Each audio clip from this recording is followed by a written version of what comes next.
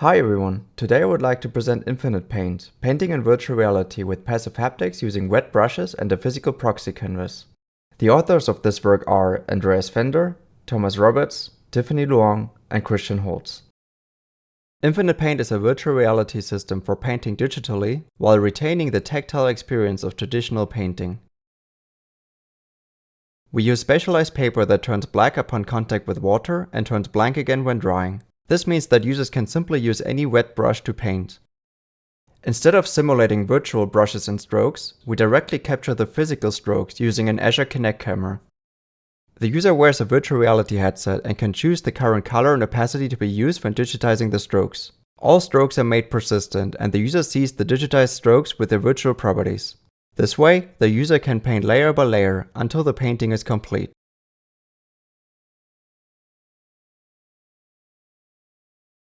Let's take a closer look at how InfinitePaint works. At the top, we see the virtual canvas. This is also what the user sees in VR.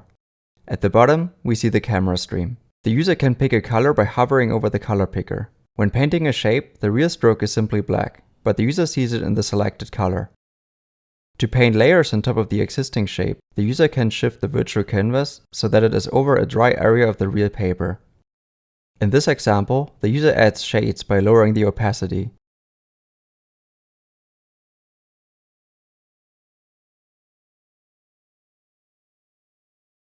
While the user keeps painting and shifting, the wet regions of the paper dry over time, and the user can reuse them until the virtual painting is complete.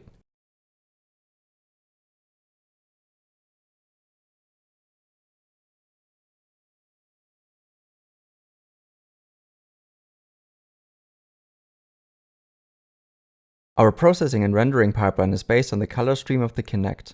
Note that we only use the RGB stream of the Kinect and not the depth information. The field of view of the camera covers the paper as well as the water container. The prospectively unwrapped stream of the paper serves as the input for our processing pipeline. The background subtraction receives a grayscale version of the stream and subtracts the current background, which contains all previously painted strokes that are not dry yet. The brush tracking component is based on chroma keying and receives a colored version of the input stream. We wrap green tape around the brush to facilitate tracking. Since the color picker is below the virtual canvas, the camera has a clear view on the area that the user painted in just before moving to the color picker, so neither the brush nor the user's hands are covering the painted strokes. Therefore, the brush tracking triggers a capture event whenever the brush head enters the region of the virtual color picker. The stroke extraction then identifies all newly painted strokes and adds them to the list of persistent strokes. Furthermore, the current background is updated so as to subtract the regions that are now wet. The process then repeats. The pipeline also provides the imagery to be rendered inside the virtual environment. We directly display the live feed around the water container so that users can pick up water at any time. The brush tracking turns the brush head into a cursor whenever it is over the virtual color picker. We render the live feed of the real canvas including the user's hand and the brush, with the background subtracted. Lastly, we also render all previously painted persistent strokes. This concludes our pipeline. For more details about the individual processing and rendering steps, please read the paper. To evaluate our prototype, we invited several artists and hobbyists. The study lasted around 2 hours per session and was split into 2 blocks. In the first block, we wanted to compare InfinitePaint with traditional painting, as well as fully digital painting using a drawing tablet. This corresponds to our 3 conditions: traditional, tablet, and InfinitePaint. We provided a reference image of an apple, which the participants had to paint with each interface and medium. After each condition, the participants filled out different questionnaires. One of them was the User Experience Questionnaire, or UEQ for short. The UEQ contains 26 questionnaire items, from which one can calculate and assess 6 higher-level properties, or scales. The possible scales range from -3, which is worst, to 3, which is best. Traditional painting was rated quite positively in all scales except for novelty. The drawing tablet was perceived quite positively across all scales, but did not excel at any scale, indicating that it is a good all-round solution. InfinitePaint outperformed the drawing tablet in attractiveness, novelty, and stimulation, but not the other 3. If we look at the categories of the UEQ, we can see that the drawing tablet is stronger overall in the pragmatic quality, and InfinitePaint is stronger in the hedonic quality. This indicates that a drawing tablet can be useful for general purpose or high precision tasks, and InfinitePaint can be beneficial for artistic exploration and expression.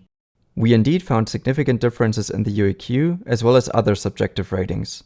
More details about the quantitative results of block 1 can be found in the paper.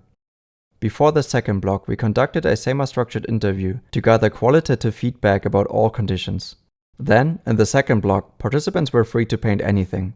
We displayed a browser so that participants could search for reference images. The participants also had access to different brushes and to more functionalities of our prototype than in the first block. This also included functions like undo.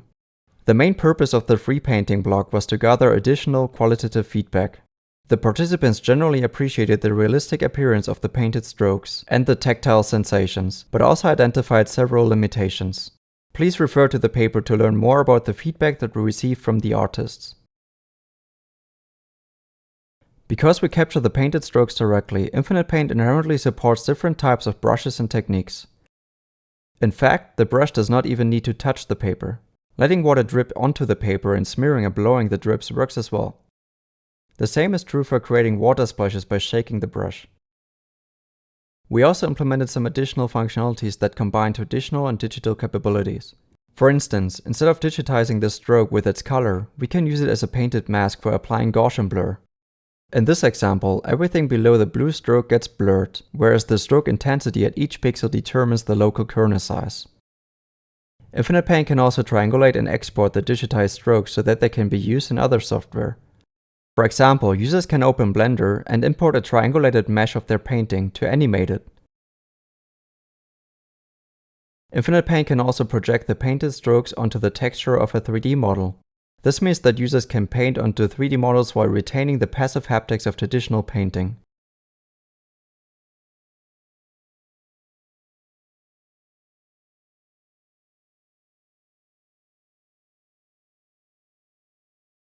We presented the InfinitePaint concept and prototype. InfinitePaint supports the capabilities of painting digitally, while at the same time retaining the tactile sensations of painting with a wet brush on physical paper. We conducted an evaluation with artists and hobbyists, who provided quantitative and qualitative feedback. We showcased several additional digital capabilities enabled by digitizing physical brush strokes. We hope that our work can inspire future virtual reality art mediums that deeply incorporate traditional artistic methods. Thank you for your attention.